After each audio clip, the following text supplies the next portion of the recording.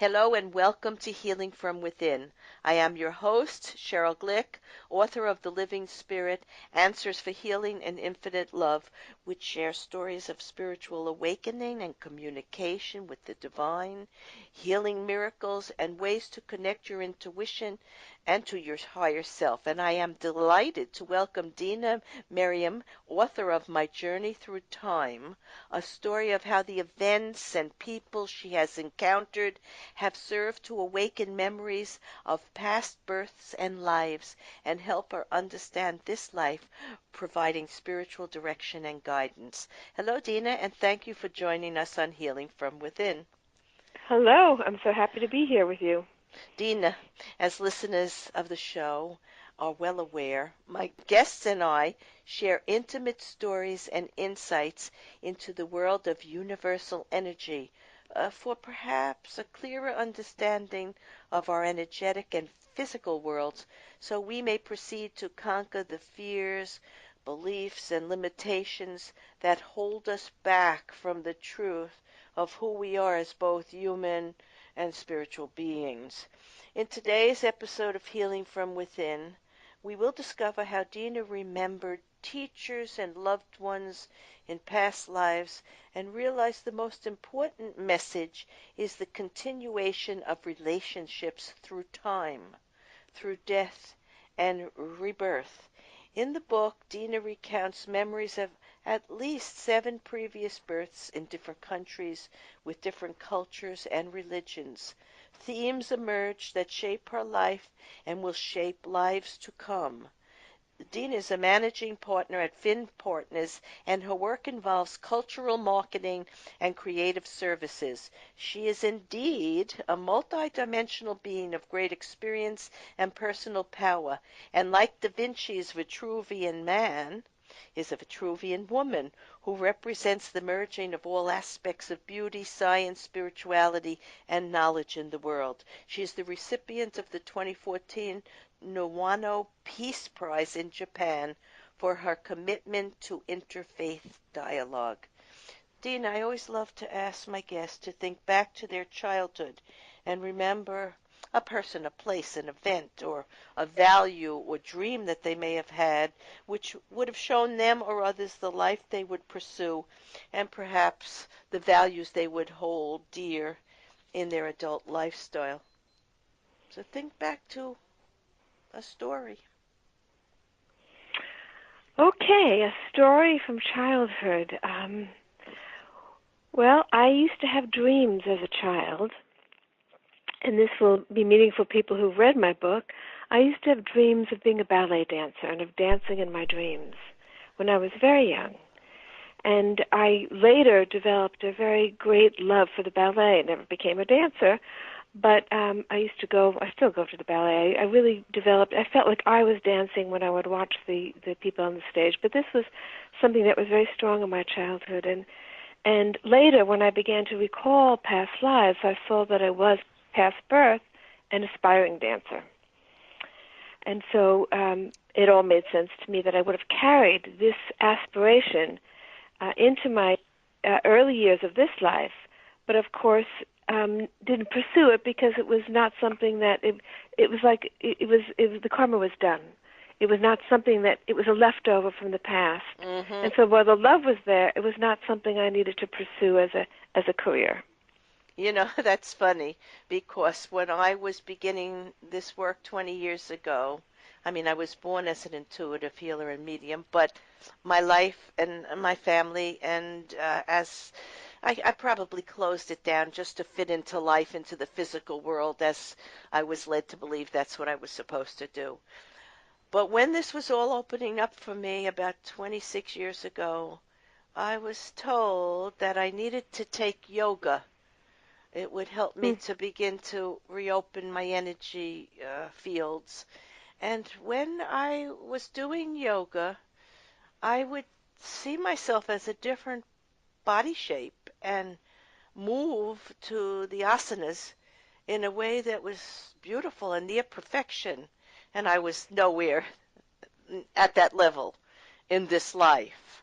So you're saying that about dance reminded me of that.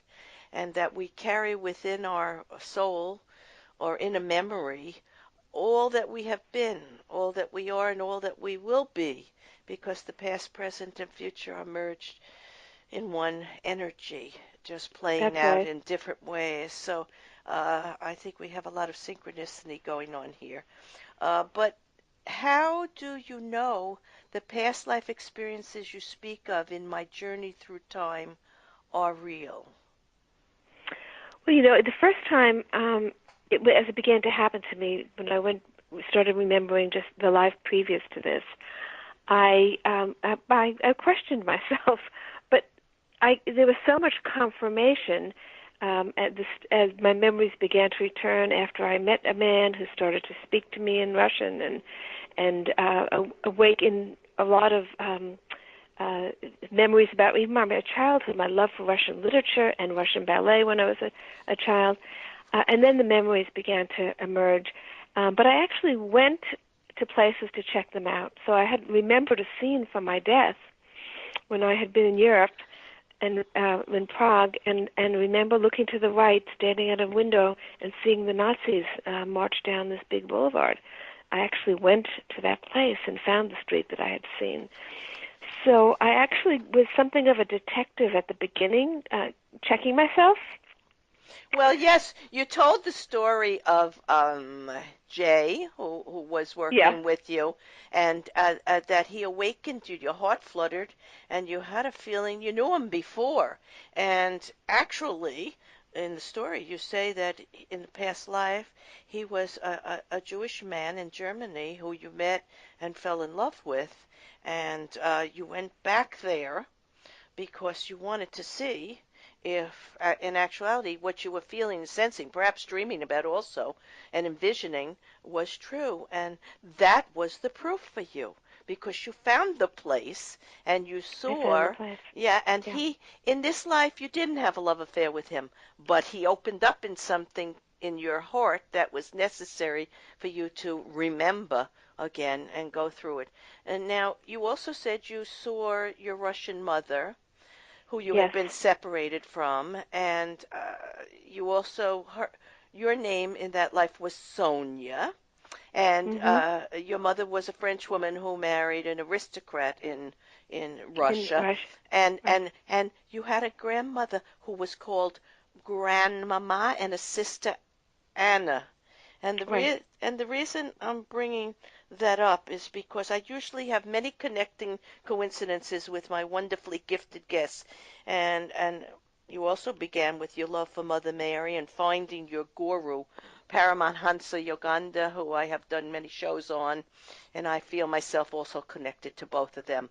Um, I recently did a show on Mother Mary's loving messages for peace, and I read the messages she shared with me at that place you go to between time and space, between worlds, where we glimpse the reality of our soul life as Mm. past, present, and Right. for listeners who want to hear that show and hear Mother Mary and her what she said to us, please go to my website and to the events link, and you can listen to that.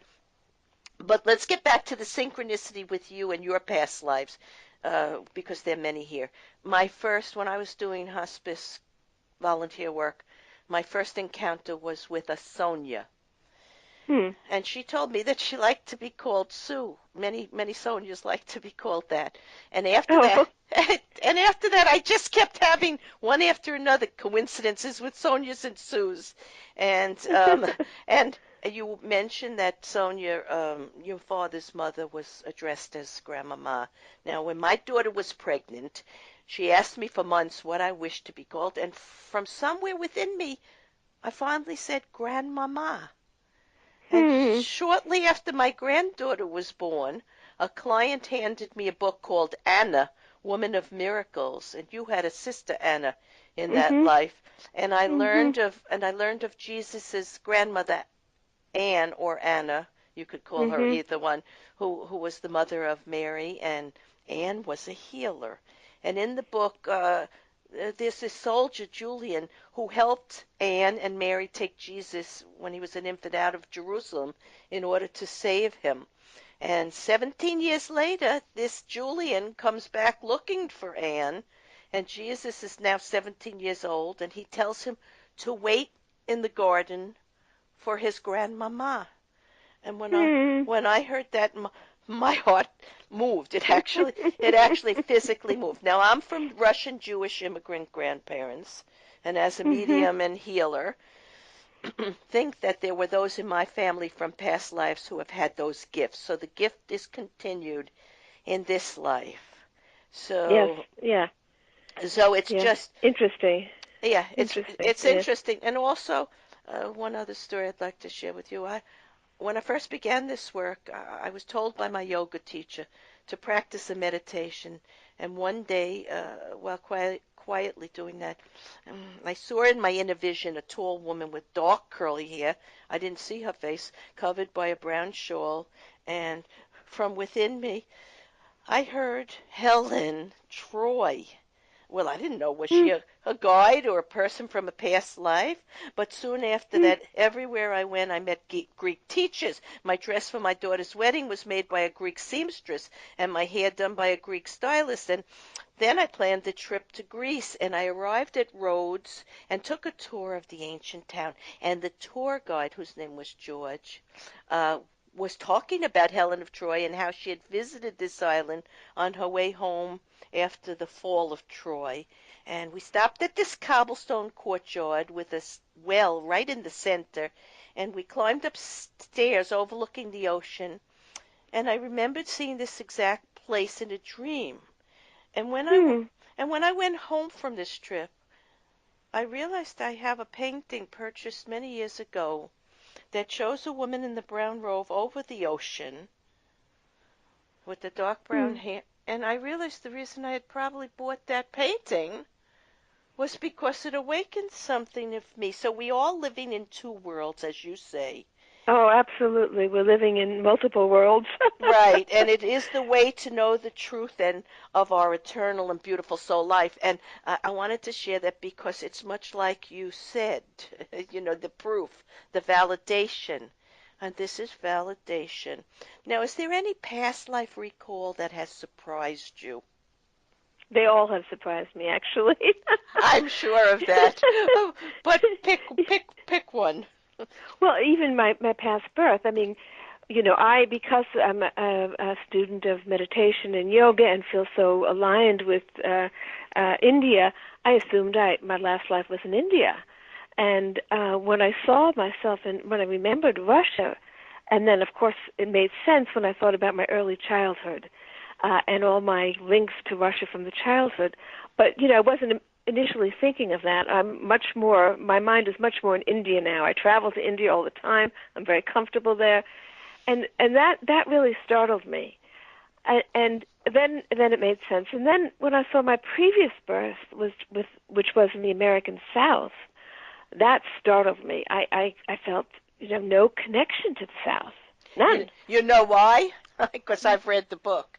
Because that was something you really wanted to forget from your subconscious. Exactly. You tell of Yeah. meeting Clyde, an African Yeah. American lawyer in this life who speaks of his wife Dorothy who has passed, and you feel a really strong connection to her, to Yes. Dorothy who you never met, and you remember that you had a sister Dorothy in the South in that life, and your name was Elizabeth Elizabeth. Bourgeois, and the producer of one of my radio shows is that is her last name from Dream Vision 7 radio network. So yeah, and you tell a story, and I thought this might be one that you might have been terribly upset about Joseph, the boy. Yes, yes, and of course that in every life there's a pain. When Mm, I first remembered my Russian life of being separated from my parents and never seeing them again, I cried for months, which mm. is why I caution people about past life recall. I mean, I literally couldn't get out of the Russian Revolution. My mind was there, it's like missing my mother. And I said to myself, this is But you crazy. did get to see her. You did I get to did. I see had a her. visitation from her and the Yes. complete healing, and then of course in the American South with the whole the lynching of the African boy. and the pain that caused me. But then I got to understand why I was subsequently born in Russia, because I